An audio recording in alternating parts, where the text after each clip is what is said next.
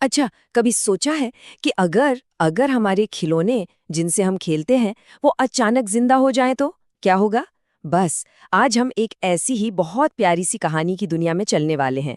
नाम है नीलू का जादुई चिड़ियाघर। हाँ, ये कहानी है एक ऐसी दुनिया की जहाँ कल्पना और सच्चाई के बीच की जो लाइन है ना, वो एकदम मिट जाती है। मतलब सोचिए जरा, एक ऐसी दुनिया जहाँ मिट्टी के बेजान खिलौनों में भी जान आ जाती है। तो चलिए मिलकर इस दुनिया में कदम रखते हैं। तो कहानी का हीरो कौन है? चलिए सबसे पहले मिलते हैं नीलू से और जानते हैं कि उसकी दुनिया कैसी थी। तो कहानी की शुरुआत होती है एक छोटे से बिल्कुल शांत से गांव से। और यहीं रहता था नीलू। दिखने में तो एक बिल्कुल साधारण सा लड़का, लेकिन उसके सपने वो बहुत बड़े थे, बहुत ही असाधारण। नीलू की सबसे बड़ी खासियत क्या थी पता है? जानवरों से उसका बेइंतहा प्यार। अब घर में गरीबी थी तो वो असली जानवर तो पाल नहीं सकता था, लेकिन उसके हाथों में ना एक कमाल का हुनर था। वो मिट्टी से ऐसे ऐसे जानवर बनाता था कि देखकर लगता था अरे ये तो अभी बोल पड़ेंगे। तो नीलू की जिंदगी बस ऐसे ही चल रही थी, बिल्कुल साधारण। लेकिन फिर एक रात आई, एक ऐसी रात जिसने सब कुछ बदल कर रख दिया। वो थी एक जादुई रात। हुआ ये कि उस रात नीलू ने बड़े ही प्यार से मिट्टी का एक छोटा सा नन्हा सा हाथी बनाया और उसे अपनी खिड़की पर रख दिया, मानो सुस्ताने के लिए। उसे जरा भी अंदाजा नहीं था कि उस रात एक बहुत खास मेहमान आने वाला था। जब पूरा गांव गहरी नींद में सो रहा था ना, तभी एक जादुई परी चुपके से उसके कमरे में आ गई।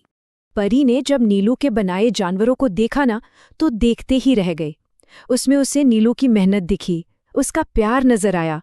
वो उसकी कला से इतनी ज्यादा खुश हुई कि उसने अपनी जादुई छड़ी घुमाई और कहा, नीलू की मेहनत लाए रंग, मिट्टी में भर जाए जीवन के ढंग। और बस यही यही वो पल था जब नीलू की कला को जादू का आशीर्वाद मिल गया। तो भाई जादू तो मिल गया, लेकिन कहते हैं ना, हर जादू के साथ एक शर्त जुड़ी होती है। तो अब नीलू के सामने थी एक बहुत बड़ी परीक्षा, लालच की परीक्षा। अगली सुबह जब नीलू की आंख खुली ना, तो उसे अपनी आंखों पर यकीन ही नहीं हुआ। उसका बनाया हुआ पूरा का पूरा मिट्टी का चिड़ियाघर, शेर, बंदर, जिराफ और वो नन्हा सा हाथी, सब सब जिंदा थे, फुदक रहे थे, खेल रहे थे, उसकी हथेली पर चढ़ रहे थे। मतलब ये तो किसी सपने के सच होने जैसा था। लेकिन इस जादू का सबसे बड़ा राज क्या था, ये जानना बहुत जरूरी है। असल में ये जादू सीधा सीधा नीलू की ईमानदारी से जुड़ा हुआ था। ये जानवर ये तभी तक जिंदा रहते जब तक नीलू का दिल लालच से दूर रहता और वो हमेशा सच बोलता। अब ऐसी अनोखी बात भला कहाँ छिपती है? नीलू के इस जादुई चिड़ियाघर की खबर ना धीरे धीरे पूरे गांव में फैल गई। और फिर एक दिन गांव के एक बहुत अमीर आदमी ने उस चलते फिरते प्यारे से मिट्टी के हाथी को देख लिया और बस उसकी आंखें लालच से चमक उठीं।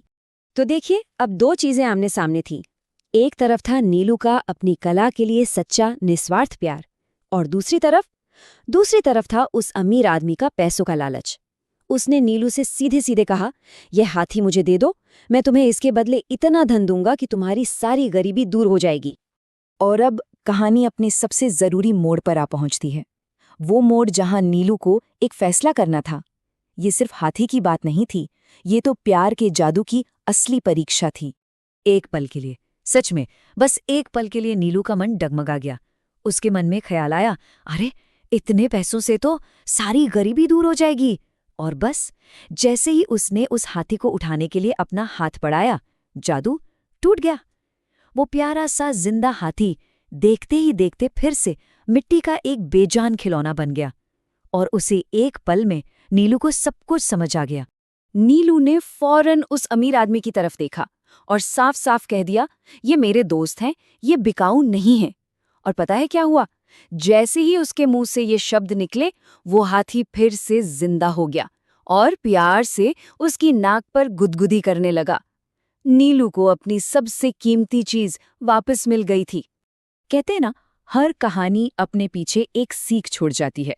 तो चलिए अब जरा ये देखते हैं कि नीलू की इस कहानी से हमें क्या खास सबक मिलता है। तो कहानी का सबसे बड़ा और सबसे पहला सबक वो यही है असली जादू किसी छड़ी या किसी मंत्र में नहीं होता, वो तो हमारी अपनी मेहनत, हमारी लगन और हमारी ईमानदारी में छिपा होता है।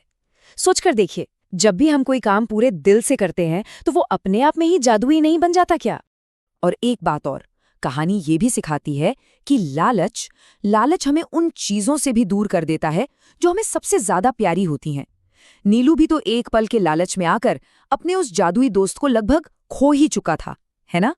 और आखिर में ये कहानी हमारे लिए एक सवाल छोड़ जाती है कि ये जो असली जादू है, ये आखिर मिलता कहाँ है? क्या ये किसी बाहरी ताकत में है या फिर हमारे अपने अंदर ही है, हमारे कामों में, हमारे प्यार में? इस पर सोचिएगा जरूर।